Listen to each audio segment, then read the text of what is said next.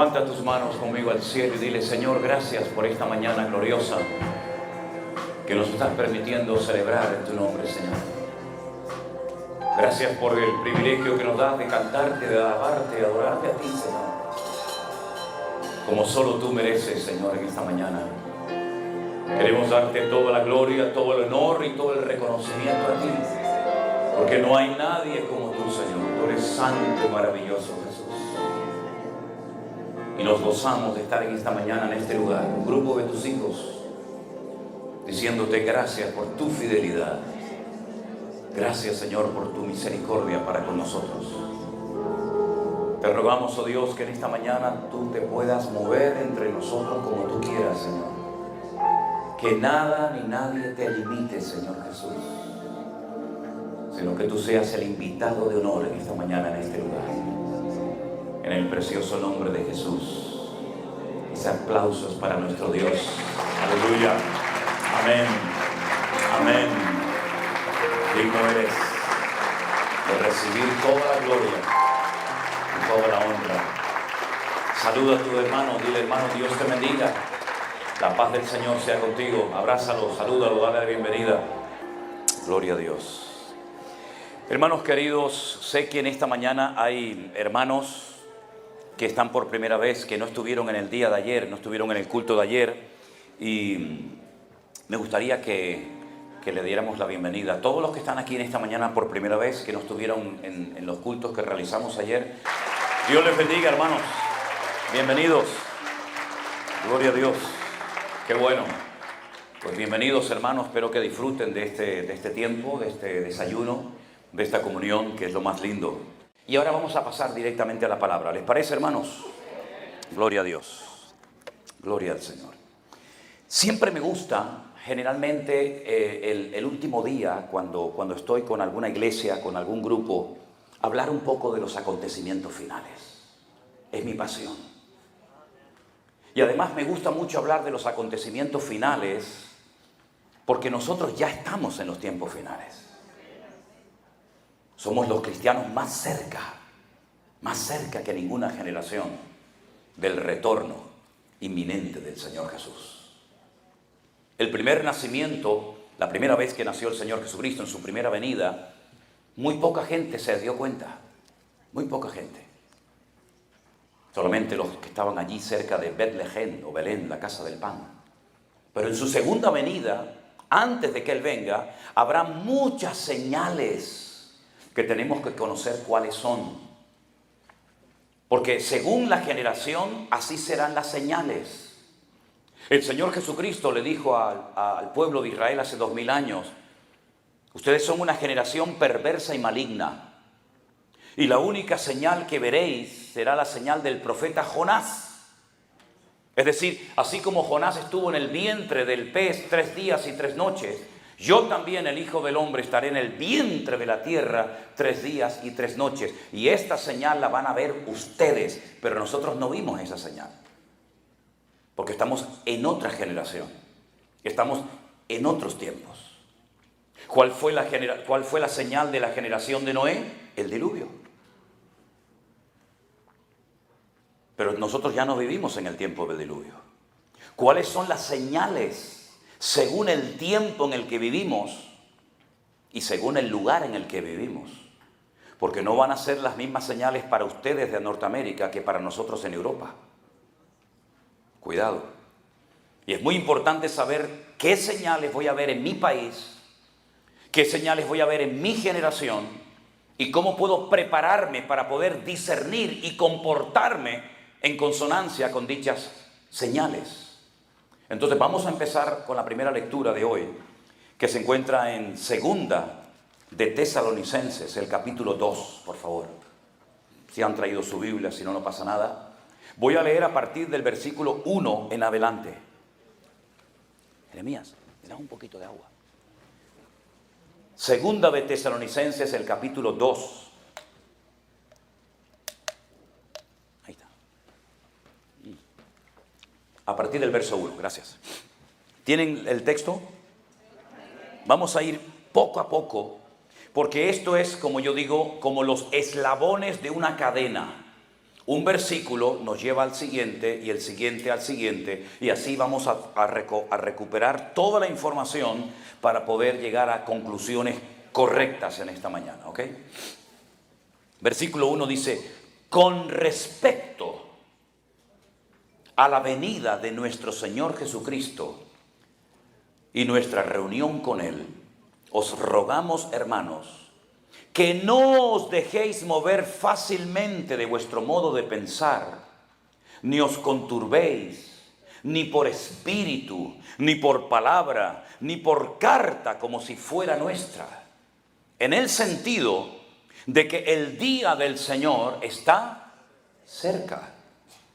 Nadie os engañe en ninguna manera, porque no vendrá sin que antes venga la apostasía y se manifieste el hombre de pecado, el hijo de perdición, el cual se opone y se levanta contra todo lo que se llama Dios o es objeto de culto, tanto que se sienta en el templo de Dios como Dios, haciéndose pasar por Dios.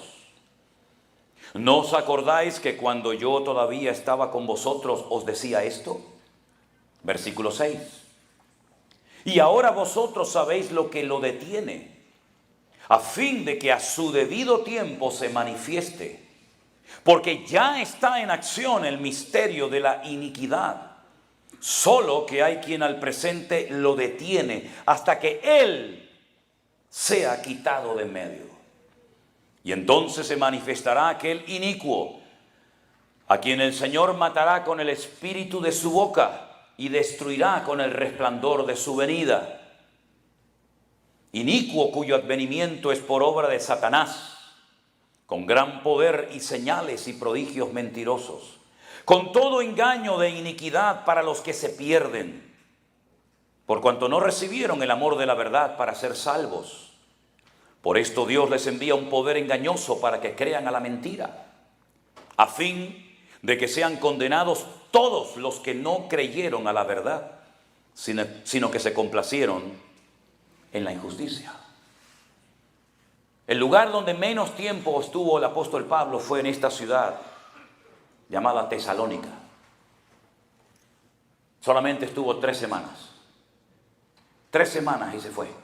Abrió la iglesia, tuvo que marcharse debido a una tremenda persecución que se había iniciado. El lugar donde más tiempo estuvo fue en Éfeso, 2 años, en Corinto 1 año y en Tesalónica 3 semanas. Y fíjense el nivel, la profundidad de enseñanza con tan solo 3 semanas de convertidos. Les habla del anticristo, les habla de su manifestación, les habla de los milagros, de los prodigios y señales mentirosos que este personaje terrible hará. Les habla acerca de qué es lo que está impidiendo la manifestación del anticristo. Les habla de las resurrecciones, de la primera, de la segunda, de los tiempos, etcétera, etcétera. Con tan solo 3 semanas de convertidos. Y siempre me he preguntado cómo es posible que hay personas que llevan años y toda la vida en las iglesias. Incluso se jactan de ser predicadores o pastores y no saben discernir los tiempos ni las ocasiones. Y dicen, uy, ese libro es muy difícil, hermano, yo no estoy preparado, yo no estoy capacitado para dar esas clases o esas enseñanzas. Cuando yo creo que hoy en día más que nunca se tiene que hablar a las iglesias del libro del Apocalipsis y de las profecías y de lo que está próximo a acontecer en el mundo, que nos va a afectar en gran medida a muchos de nosotros. Ahora, mis queridos hermanos, lo que Pablo hace en este pasaje tan interesante que hemos leído es dar una cronología de los tiempos. La Biblia, sabéis que no está en orden cronológico. El primer libro no debería de haber sido el libro del Génesis en cuanto a antigüedad, sino tal vez el libro de Job. Porque el orden de la Biblia o en la cronología de la Biblia no está en orden. Y por eso uno tiene que saber qué es primero, qué es después, qué es tercero, qué es último, qué es cuarto, qué es quinto.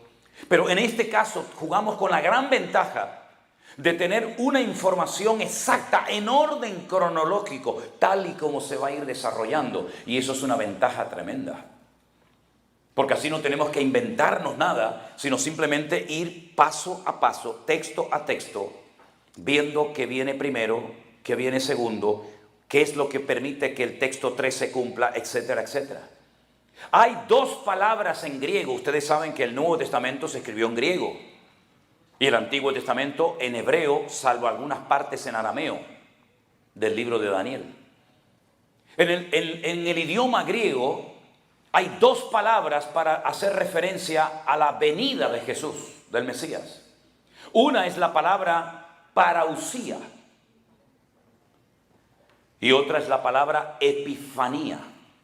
Las dos hacen referencia a venidas, pero la primera palabra para la primera venida del Señor es la palabra epifanía. Cuando Jesús nació y vino por primera vez, eso es epifanía. Pero Pablo no está hablando de su primera venida. Pablo está hablando de una segunda venida, de una segunda aparición física, tangible, palpable del mismo Señor Jesucristo. Y entonces emplea otro término. Para no confundirlo con la primera venida, emplea la palabra parausía. Y así te queda bien claro, o te debería de quedar bien claro, que cuando Pablo dice con respecto a la venida del Señor Jesucristo y nuestra reunión con Él, se está refiriendo, repito, no a la primera venida naciendo en Belén de Judea, sino a la segunda venida del Mesías. Si no tuviéramos el Nuevo Testamento, si nunca hubieran llegado a nuestras manos las cartas de Pablo, de Pedro, de Juan, de Santiago, etcétera, solamente estudiando, solamente leyendo el Antiguo Testamento, sabríamos perfectamente que el Mesías vendría dos veces.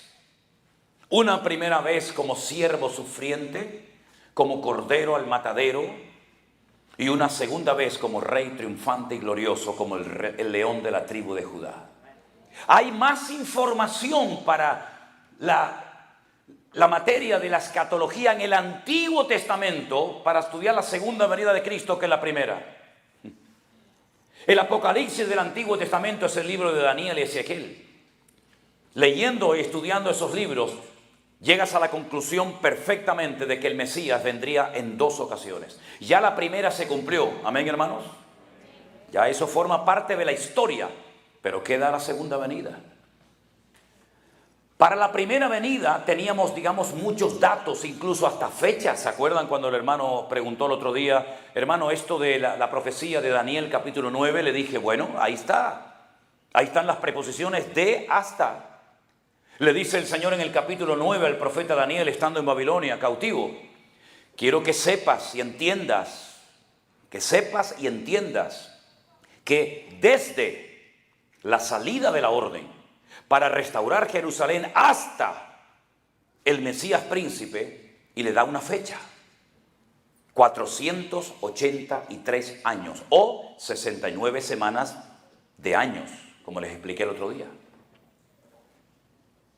Por lo tanto, ellos sabían perfectamente el tiempo de la aparición de aquel astro en el universo. Y dicho sea de paso, las estrellas hasta el día de hoy tienen nombre hebreo. Y hubo un tiempo en la historia en el que el hombre podía interpretar algunas, no todas, pero algunas profecías de la Biblia, traduciendo el significado de las palabras o de los nombres de las estrellas en hebreo. Por eso aquellos magos, aquellos astrólogos, aquellas personas que observaban las constelaciones, el movimiento de los astros, ellos sabían que ya había nacido el rey de Israel. Porque su estrella la vimos en Oriente. Y del Oriente vinieron caminando durante meses probablemente para ir a visitar al lugar exacto donde había nacido el Señor Jesucristo, que era el Rey de los judíos. Es decir, había señales proféticas, mucha información para saber más o menos el tiempo de su venida.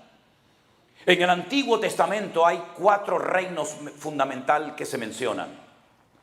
Tenemos el imperio babilónico, el imperio de los medos persa, tenemos el imperio griego y tenemos mención o referencia al imperio romano. No se habla de los chinos, no se habla de cualquier otra civilización, pero fundamentalmente la historia bíblica pasa por estos 4 imperios. El babilónico, que lo vemos en el Antiguo Testamento.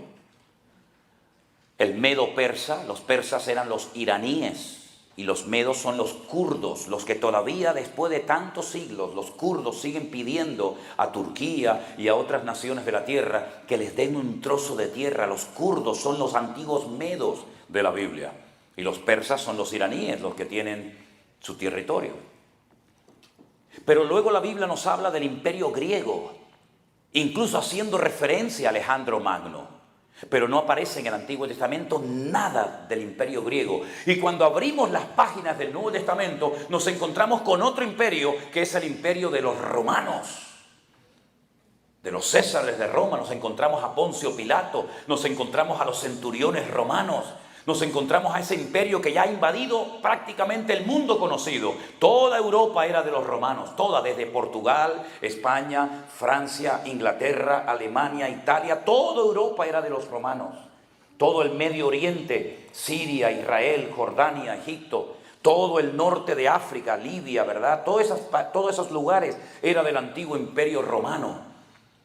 Al final de España hay un pueblo pequeño que se llama Finis Terre, que significa en castellano, viene del latín, el fin de la tierra.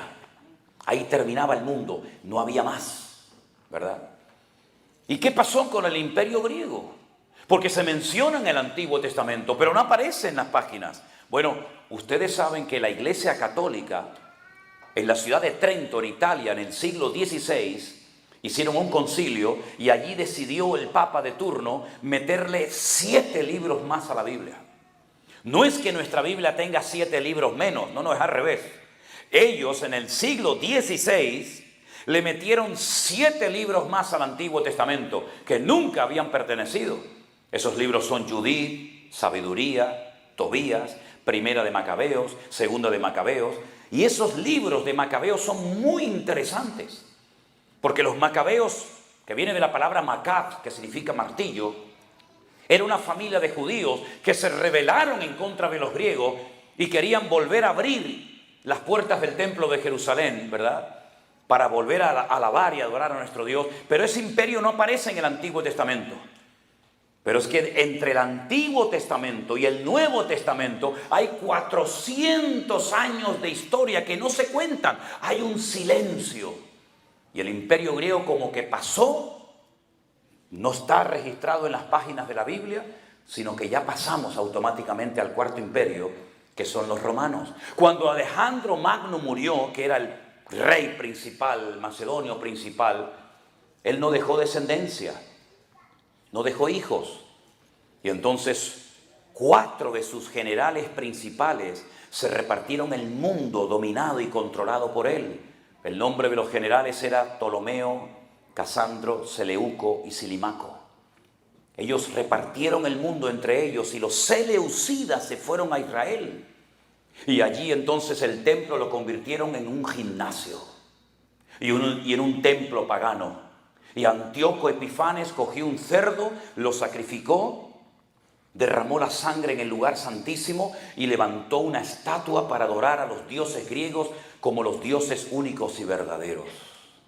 Y vemos que cada imperio se comportó con el pueblo de Israel, en aquel momento el único pueblo de Dios que había, de una forma diferente, y en ellos vemos las estrategias y cómo el diablo va atacando a la iglesia y al pueblo de Dios y a los hijos de Dios de formas diferentes. Unos los destruían, otros decían, no lo destruya, vamos a modificarlo, vamos a meter nuestros dioses, y así sucesivamente las distintas estrategias. Y por eso dice el Señor en Mateo capítulo 24, cuando veáis la abominación desoladora de la cual habló el profeta Daniel, y pone entre paréntesis, el que lee entienda. ¿Qué es la profanación? ¿Qué es la abominación desoladora? Es la profanación del lugar santísimo.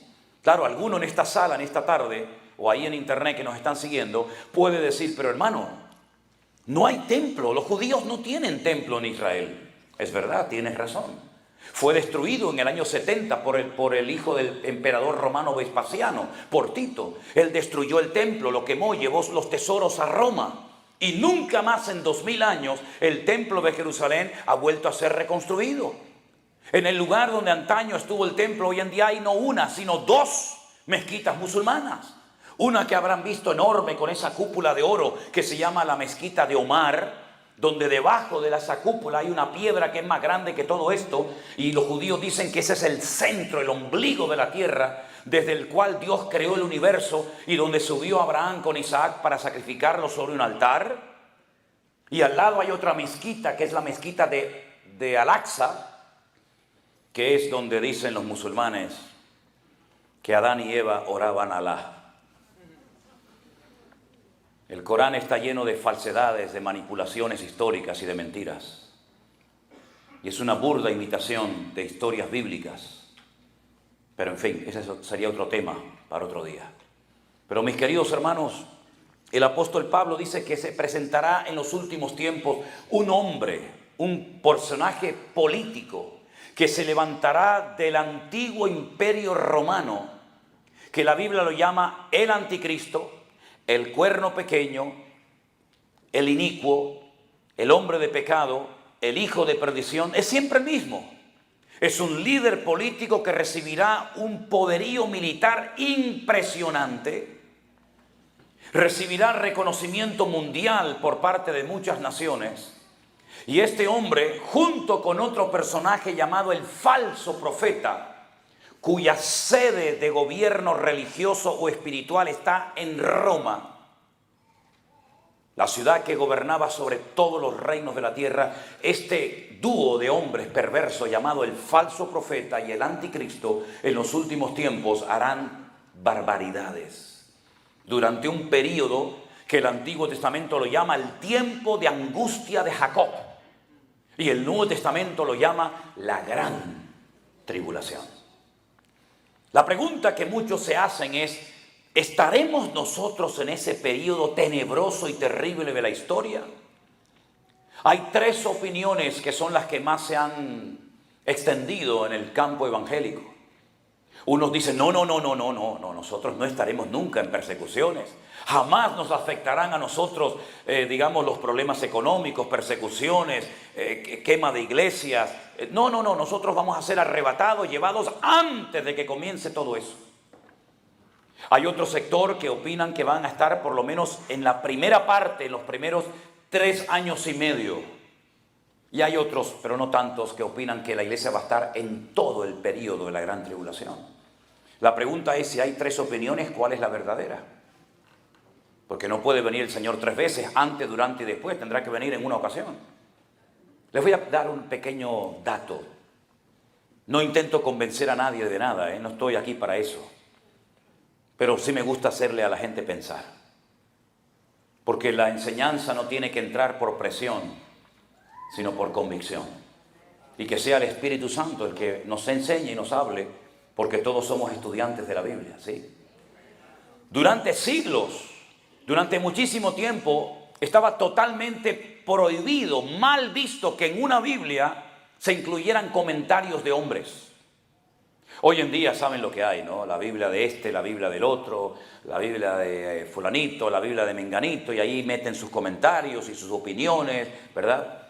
Pero durante siglos eso no se podía hacer. La Biblia es la Biblia. Usted quiere un libro de comentarios, cómprelo aparte. Pero no le metan a la Biblia mapitas y datos y cronologías e información y opiniones personales del pastor no sé quién o del teólogo no sé cuánto. Eso no se podía hacer. La primera vez que eso se hizo en la historia, se hizo con la famosa Biblia de Scofield. Scofield fue un hombre muy reconocido teológicamente hablando. Y Scofield había oído que un sacerdote, que un cura, aproximadamente estamos ahora mismo como a 150, 170 años, desde ese comentario que hizo ese cura, dijo que la iglesia no pasaría por la tribulación.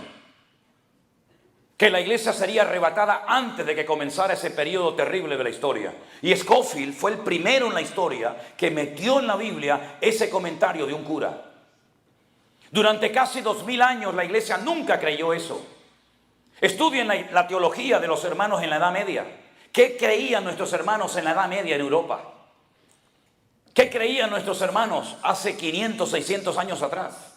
Nadie aceptaba esa opinión personal de este sacerdote. Pero fue Scofield, al meter en la Biblia el comentario de este hombre que decía que la iglesia no iba a pasar la gran tribulación, se popularizó, le agradó al pueblo cristiano porque lo decía Scofield. Y Scofield era un hombre reconocido. ¿Cuántas veces me habéis oído decir, diga lo que diga el pastor, escriba lo que escriba el pastor? Si no coincide 100% con la palabra de Dios, no digan amén, hermanos.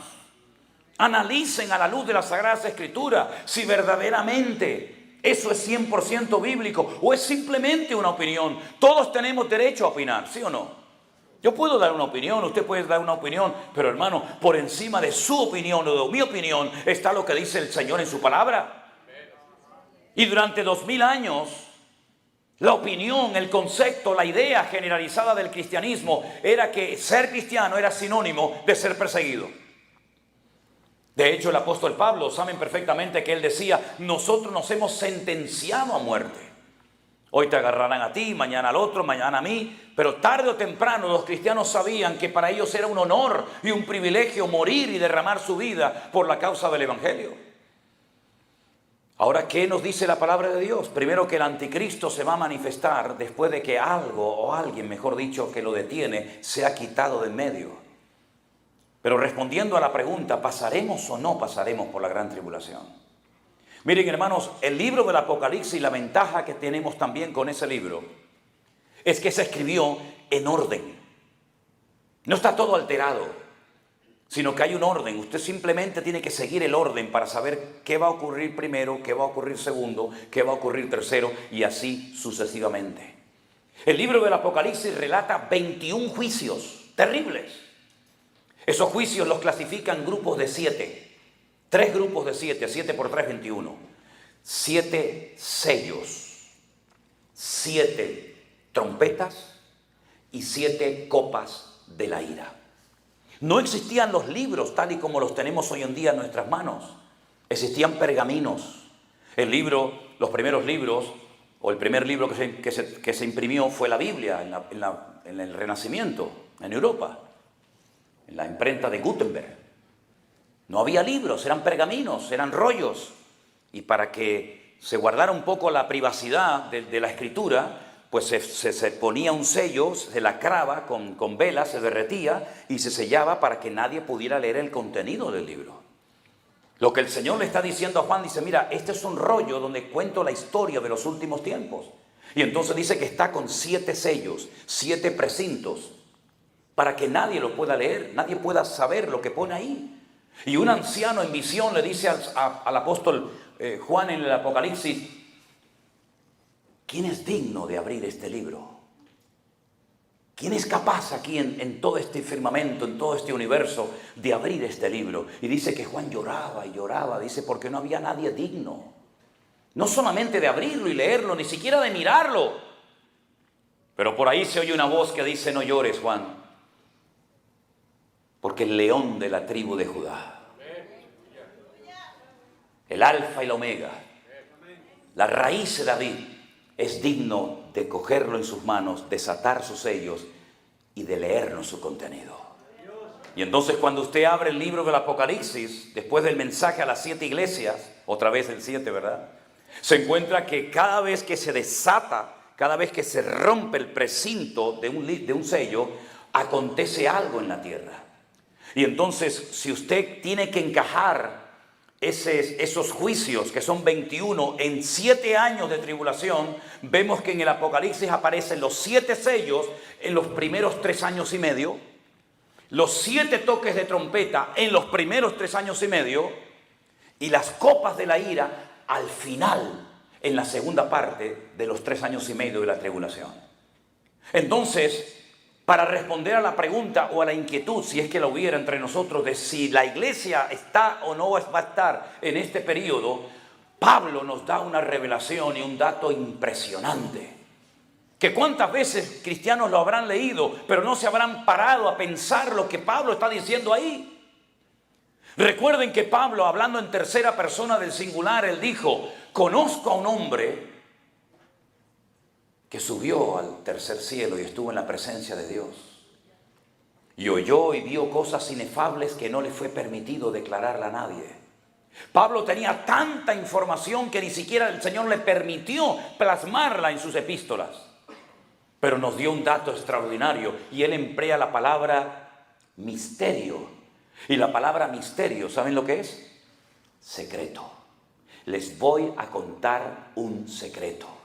A ustedes, hermanos, miembros de la iglesia de Corinto, y a todos los hermanos a lo largo de la historia, les voy a contar un secreto para que sepan bíblicamente, no por un sueño, por una visión o por una emoción pasajera, sino bíblicamente, sepan ustedes algo que les va a ayudar a estar preparados para ese tiempo final. Vengan conmigo a 1 Corintios, por favor, capítulo 15.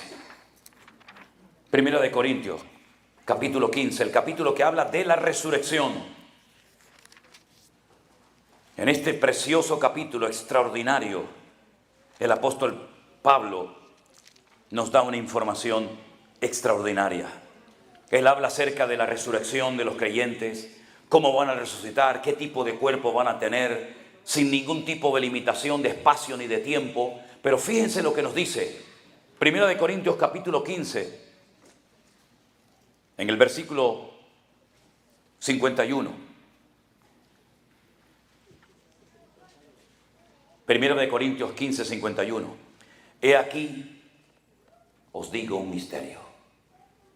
Os voy a contar un secreto. Dice Pablo. Vamos a leerlo. No todos dormiremos, pero todos seremos transformados. Él habla acerca de morir. Habrá una generación que será arrebatada en vida a la presencia del Señor. Por lo tanto, no todos dormiremos, pero todos seremos transformados. Claro, él está hablando creyendo que él iba a formar parte de esa generación, pero evidentemente no formó parte. Y la pregunta es, ¿cuándo seremos transformados?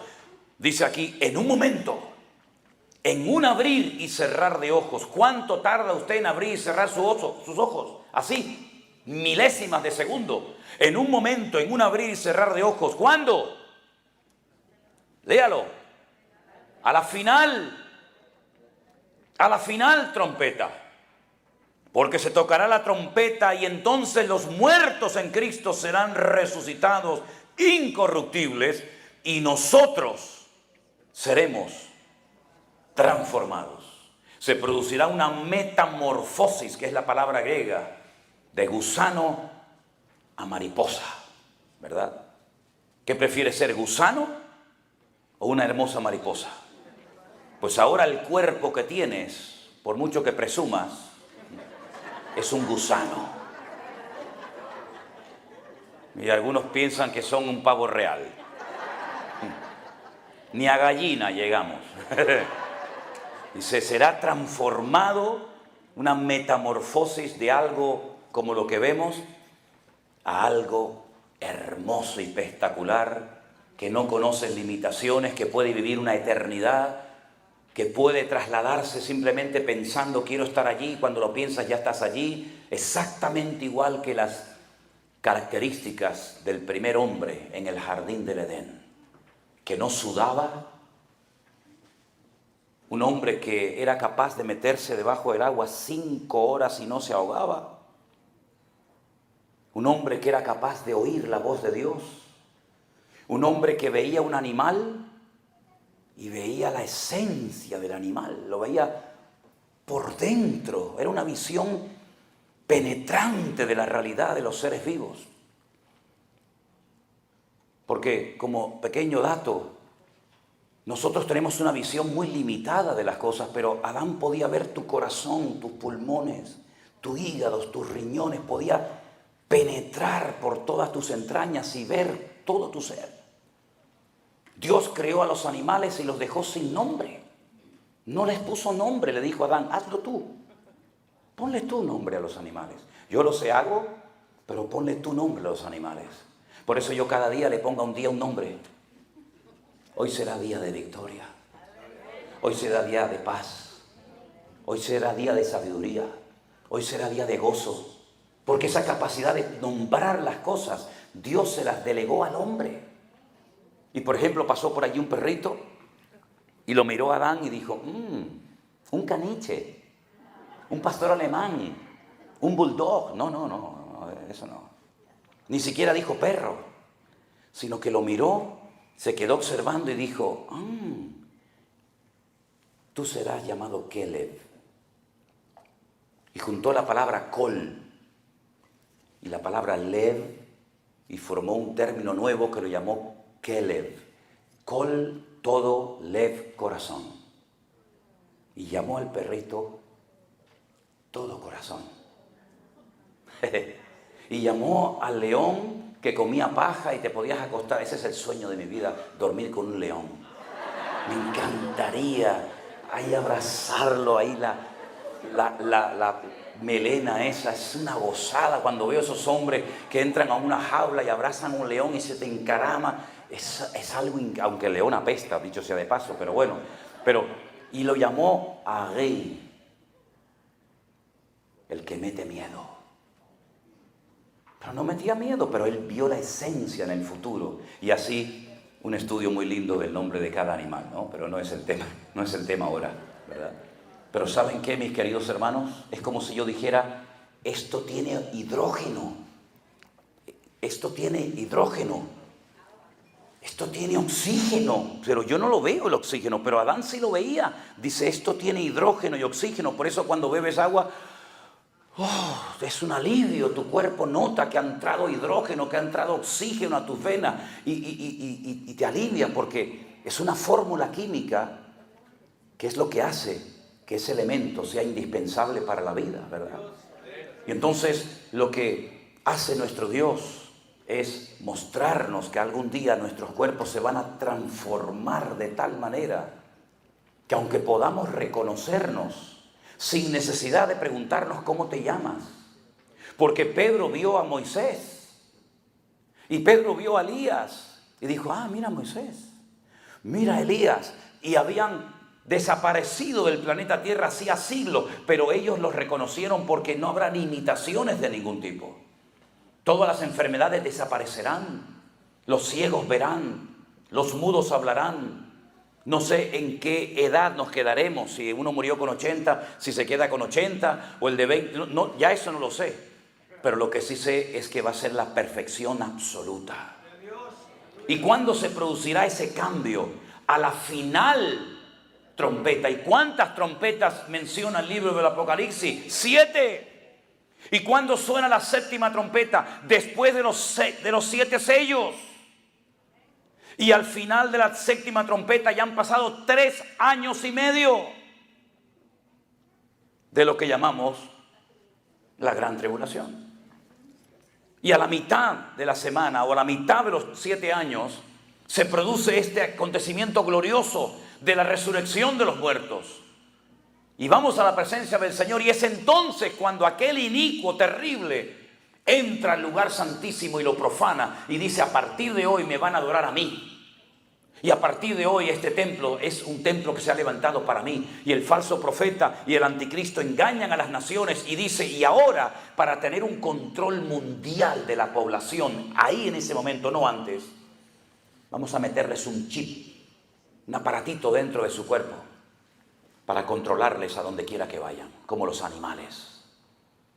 Y hacía que a grandes, pequeños, hombres, mujeres, blancos, negros, ricos, pobres, fueran marcados como los animales y nadie puede comprar, nadie puede vender, nadie puede cobrar su sueldo, nadie puede poner combustible en una gasolinera, nadie puede ir a un supermercado, nadie puede hacer nada si no pasas la mano y reconoce la máquina que llevas ese aparatito dentro de tu cuerpo, alimentado por una pequeña batería de litio que si te lo quieres quitar se abre y te envenena la sangre y te mueres al momento.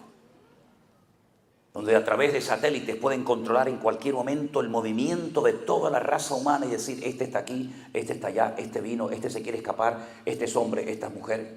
Eso es lo que sucederá en los últimos tiempos. ¿Cómo podía saber Juan, un pescador de Galilea, hace 2000 años,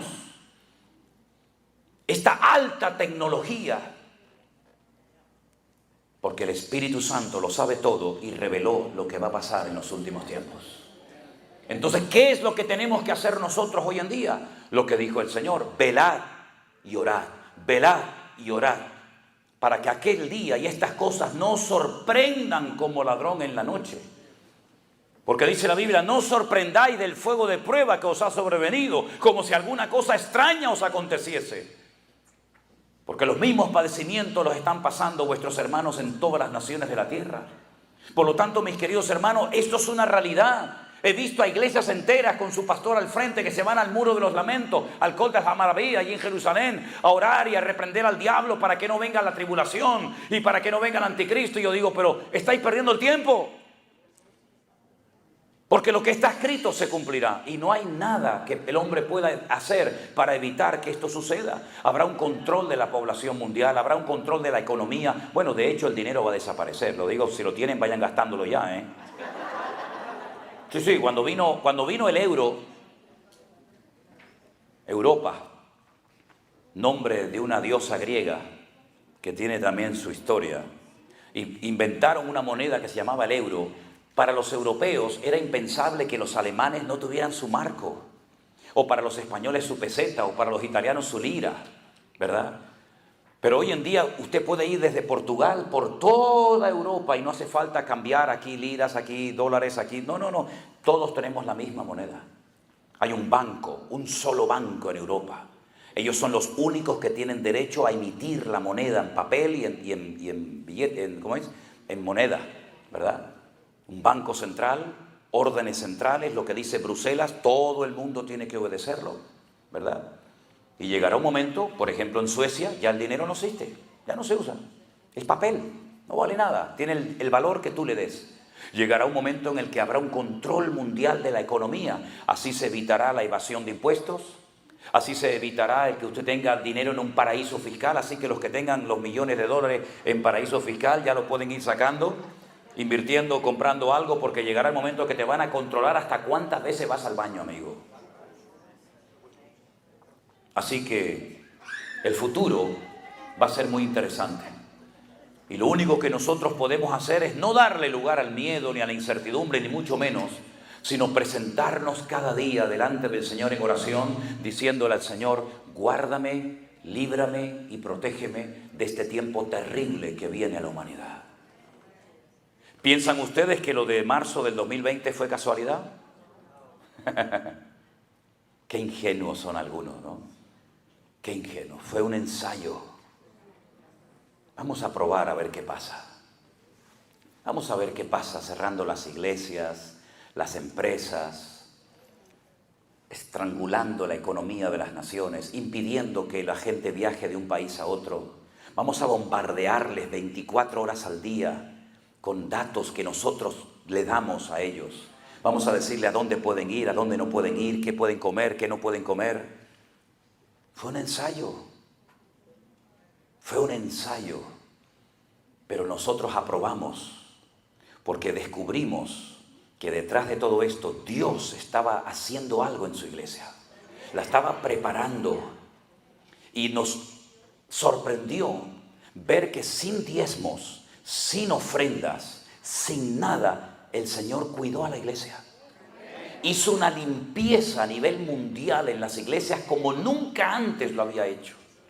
Fue la primera vez en la historia de la humanidad que nosotros, todos los cristianos de los 5 continentes bajo la tierra, teníamos que estar en nuestras casas sin poder asistir a nuestros cultos, a nuestras iglesias. Nunca jamás había pasado eso. Fue la primera vez desde que Israel salió de la esclavitud en Egipto que los hijos de Israel volvieron a celebrar Pesaj, la Pascua, dentro de sus casas sin poder salir por las calles. Fueron días extraordinarios que hay que saber leer e interpretar en el mundo espiritual qué fue lo que pasó. Por eso me da mucha tristeza cuando veo a cristianos que dicen, uy, qué bien, gloria a Dios, ya estamos volviendo otra vez a la normalidad. O a la subnormalidad, mejor dicho. Volver a la normalidad, ¿de qué normalidad me hablas? De volver otra vez a trabajar y trabajar y trabajar y trabajar. No tener tiempo para leer la Biblia. No tener tiempo para orar, no tener tiempo para la familia, sino hay que pagar el coche, y hay que pagar la moto, y hay que pagar el yate, y hay que comprar una casa y otra casa. ¿Esa es la normalidad que ustedes llaman? Yo no la quiero. La normalidad es danos el pan nuestro de cada día. La normalidad es buscar primeramente el reino de Dios y su justicia, y todo viene por añadidura. La normalidad es depender de Dios como Noé tuvo que depender del Señor. Y como Israel tuvo que depender del Señor. Y allí había muerte. En aquella casa se moría la gente y en esta casa saltábamos alegre alabando a Dios. Y en aquel lugar había tinieblas y en esta casa había luz. Esa es la normalidad. Llegará el momento cuando tendremos que comenzar a clamar a Dios para ver los milagros que hace siglos que no se ven. Porque por mucha comida que tengas en tu casa guardada, por mucha agua que tengas en tu casa guardada, por muchas cosas que tengas ocultas detrás de la pared o debajo del suelo, por mucho que logres atesorar, nunca será suficiente. Pero el Señor es mi pastor y nada me faltará. Y Él nos cuidará en medio de la tormenta y viviremos para Él dándole honra y gloria. Aleluya. Tenemos que vivir con esta seguridad y decirle a este mundo, a esta gente que nos conoce, nosotros dormimos en paz.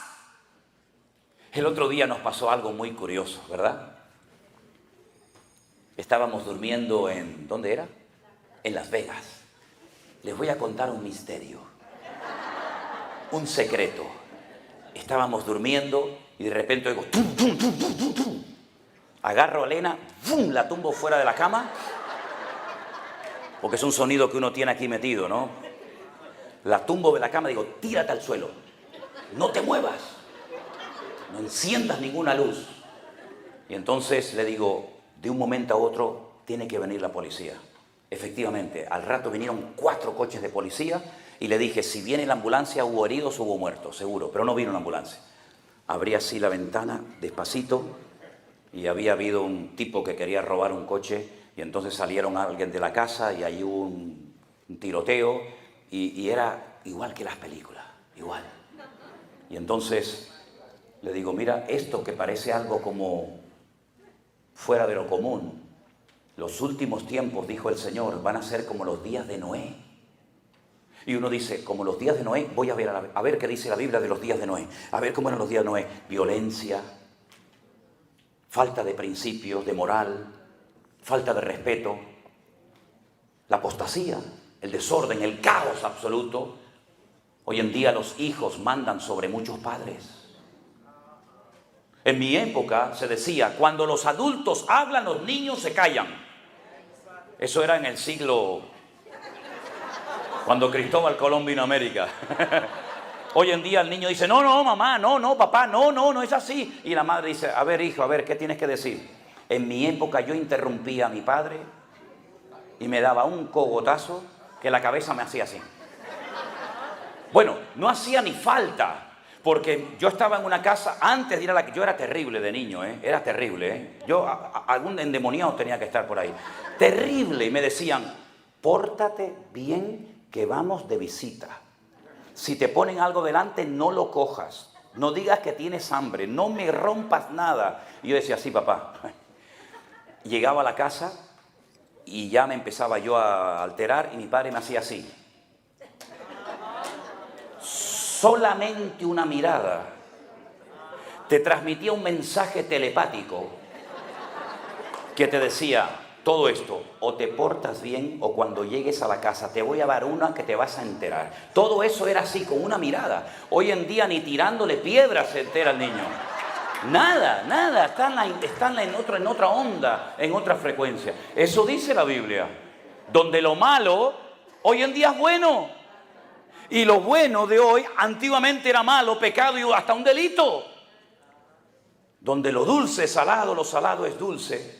Donde ya no hay moral, no hay principios, donde el muchacho está en su aula de la clase, de la escuela, hablando por el teléfono, no puede decirle nada al maestro, por lo menos en Europa, porque los derechos, son los derechos y las obligaciones, ¿dónde están? Todos son derechos, todo el mundo tiene derechos. Pero la Biblia también, es verdad, habla de derechos, pero también habla de principios, de respeto al mayor. La Biblia dice que cuando un señor con canas, por cierto, yo ya tengo algunas para que lo sepan, aunque son evidentes, ¿no? Dice que cuando viene una persona con canas a saludarte, usted se tiene que poner de pie. Eso lo dice la Biblia. Nunca saludarás al anciano de Israel canoso sentado. Es un respeto, ¿verdad? Un buenos días, buenas tardes, gracias, por favor. Todo eso se está desapareciendo. Violencia, agresividad por todas partes, ¿verdad? Asesinatos, crímenes, violaciones todos los días, como los días de Noé. Exactamente igual. Una promiscuidad sexual sin límite. Sin límite. Todo vale. Una niña con 12, 13, 14 años sabe más que una mujer de 40 hace años. Y te puede dar lecciones de cómo y cuándo y etcétera, etcétera, ¿verdad? Eso dice la Biblia que va a pasar en los últimos tiempos. Donde faltará el amor, faltará el respeto. Hoy en día la profesión de más depresión en España, ¿saben cuál es? Los maestros de las escuelas están deprimidos, han perdido la autoridad. En mi época, cuando el profesor me castigaba y llegaba a mi casa y me decía, papá, el profesor me castigó y me decía, algo malo habrás hecho. Y encima me daba él también. Hoy en día, papá, el profesor me castigó y el padre va, le pega al profesor, lo denuncia, lo manda a la policía, lo manda al juzgado, lo mandan al Alcatraz 30 años. Increíble, es una locura de vida. Es que exactamente igual que los días de Noé. Por eso qué difícil es ser padre hoy en día. Porque encima si dices alguna cosa el tipo va y te denuncia. Todo el derecho a los menores, ninguno a los padres. Eso es normal hoy en día. Y es lo que dijo el Señor. Anarquía, falta de respeto, falta de moral. Las iglesias solamente tienen de iglesia el nombre, pero muchas iglesias son peor que las del mundo. Adulterio, fornicaciones, gente enganchada a la pornografía, celos, envidia, divisiones, peleas, quítate tú para ponerme yo. Y a eso llaman iglesia. Eso hace muchos años que dejó de ser iglesia. Pastores que se han aprovechado de la gente en vez de servir a la gente. Por ganancias deshonestas son capaces de inventarse cosas que ni existen hoy en día con tal de sacarle la plata a la gente de los bolsillos. Y hoy en día es normal que el pastor viva como un marajá, como el rey de Arabia Saudita, y el pueblo siempre dando y dando y dando y nunca llegan a conformar a esa persona. Como en Italia, aquel pastor que dice, hermanos, hoy tengo una revelación del Espíritu. A mí me dice eso y te lo prometo, me tengo que contener porque digo, revelación te voy a dar yo. Que te voy a sacar allá afuera, te voy a dar una que te vas a enterar. Se tumbó en el púlpito, dijo, hoy el Espíritu dice, cúbrame con billetes, cúbrame con dinero. Sinvergüenza, es un hombre para meterlo en Alcatraz 200 años, hombre. Pero solo, a pan y agua. Y la gente va. Yo le dije a la hermana, usted me lo está contando, ¿y usted qué hizo? Y dice, no, yo fui. Le digo, entonces tú es peor que él. Usted es copartícipe de su desorden. Todo eso lo hemos denunciado en estos últimos 2 años para que la gente se despierte y se dé cuenta de que estas señales no son casualidad, sino son las señales de los últimos tiempos. Y es tiempo de que volvamos otra vez a tener la Biblia como la base y el fundamento de nuestros países, de nuestras ciudades, en las escuelas, en las casas, y que por lo menos en la iglesia, ya que no la quieren en la calle, que por lo menos en la iglesia se predique el Evangelio, la sana doctrina de nuestro Señor Jesucristo. Si no quieren a Dios en la escuela, aquí lo queremos. Si no quieren a Dios en las universidades, aquí lo queremos. Y si no quieren darle honra y gloria al Señor, sino echarle la culpa a Él de las desgracias y de las muertes, nosotros aquí le daremos a Él toda la gloria, toda la honra y toda la alabanza, porque Él es digno de recibirla. ¡Aleluya! Fuertes aplausos a nuestro Dios. Y Él viene pronto, mis hermanos. Él viene pronto. Prepárense. ¿Quieres seguir llevando tu vida de jefe? Adelante. Usted tiene toda la libertad de hacerlo, pero nunca podrás decir, yo no sabía que Cristo iba a venir otra vez. Nunca podrás pararte delante del trono de Dios y decir, yo no sabía lo que tenía que hacer para recibir al Señor en mi corazón y en mi alma. Yo he cruzado el charco, como solemos decir. Hemos hecho miles y miles de kilómetros. Y hemos estado horas y horas de pie atendiendo a la gente para que tú hoy sepas que el Señor Jesucristo viene pronto, pero que antes de que venga, lo mejor que puedes hacer, la mejor decisión que puedes tomar es abrir tu corazón pidiéndole perdón a Dios por tus adulterios, por tus mentiras y por todas las cosas que has hecho que ni tu mujer las sabe, ni tu marido, ni nadie en esta vida sabe todas las barbaridades que has cometido, pero Dios las sabe perfectamente. Y Él no viene para reprocharte nada, Él viene para salvarte, para limpiarte, cambiarte y perdonarte. Pero si hoy el Señor te está hablando y cierras tu corazón, nunca tendrás la excusa de decir yo no sabía nada. Yo te he estado predicando más de una hora la palabra de Dios en esta mañana. Te he citado textos bíblicos, te he puesto ejemplos, has aplaudido, has reído, has hecho todo lo que has querido, pero ahora es el momento más importante de esta reunión. Es el momento en el que te pregunto, ¿qué vas a hacer? ¿Qué vas a hacer con todo esto? Muy interesante, muy bonito, que tomé anotaciones, qué interesante, qué bien lo que di. No, a mí no me interesa eso. Tú no puedes salir por esa puerta en este día sin haber tomado la decisión de seguir a Jesús. Si el Señor Jesucristo en este momento apareciera visiblemente por este salón de este hotel y subiera a esta plataforma y te mira la cara y te dice,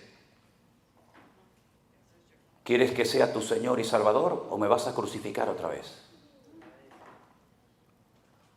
¿Quieres que entre en tu vida, en tu corazón y en tu familia? ¿O tu arrogancia y tu soberbia es tan inmensa que te impide ver mi amor y mis heridas y mi costado abierto por amor a ti? Cierra tus ojos en este momento, mi querido hermano y amigo. A la inmensa mayoría de ustedes yo no los había visto en mi vida. No sé si nos volveremos a ver otra vez en esta tierra, no lo sé. Pero hoy es el día aceptable, es la oportunidad que Dios te está dando. Valórala para conocerle. Yo me rindo a Él, para servirle, para adorarle. Señor, yo te pido que en esta tarde, en esta mañana, en este lugar, tu Espíritu Santo toque los corazones de aquellos que aún no te han recibido y entiendan que tú has venido hoy aquí para limpiar, cambiar, transformar vidas. Esto no es un juego, no es un entretenimiento, no es un circo. Este es el lugar más sagrado que hay en este momento, en este lugar. Porque tú estás aquí. Tú estás vivo, tú has resucitado de entre los muertos. Y que tu Espíritu Santo, Dios, en esta mañana toque corazones. Y haya gente que con un genuino arrepentimiento vengan a tus pies a rendirse delante de ti. Si en esta mañana entre nosotros hay algún hombre, alguna mujer, algún joven, alguien que en este momento, en este lugar le quieres rendir tu vida a Jesús, no es una invitación a una iglesia, no es una invitación a una nueva religión, es un llamado a que vengas a Jesús, aquel que te dio la vida, aquel que murió en la cruz y aquel que resucitó al tercer día y está aquí. Si en esta mañana hay personas que le quieren rendir su vida al Señor Jesús, levanta tu mano, quiero orar por ti en este momento. Ahí donde estás, Dios le bendiga. ¿Alguien más? Dios le bendiga a usted también. Dios le bendiga. Dios le bendiga, veo su mano. ¿Hay alguien más? Dios le bendiga. Permítame, si son tan amables, a los que han levantado su mano, vengan aquí al frente ahora mismo. Vengan rápidamente al altar. Y aquí estaremos orando para pedirle perdón a Dios, al único que puede perdonar nuestros pecados. Vengan adelante, vengan adelante. Gloria a Dios. Gracias, Señor Jesús. Él es el único que nos puede limpiar de toda maldad, de todo pecado. Y quiero dirigirles en una sencilla oración.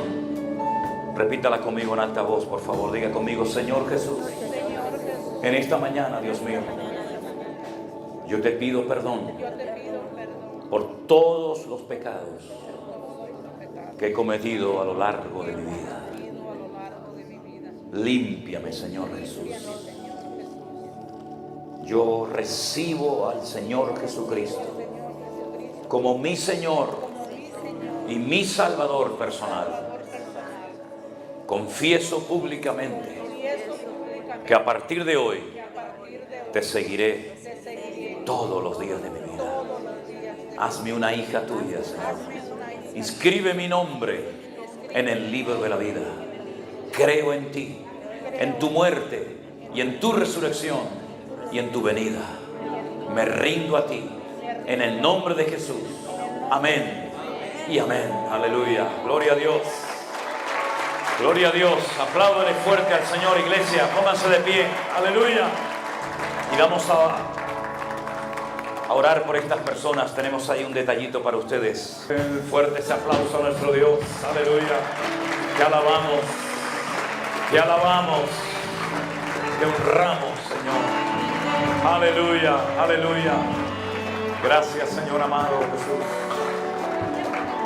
La Biblia dice, no yo, la Biblia dice, cuando un pecador en la tierra se arrepiente de sus pecados y confiesa con su boca que Jesús es el Señor de su vida, el Señor le confesará en la otra vida delante del Padre.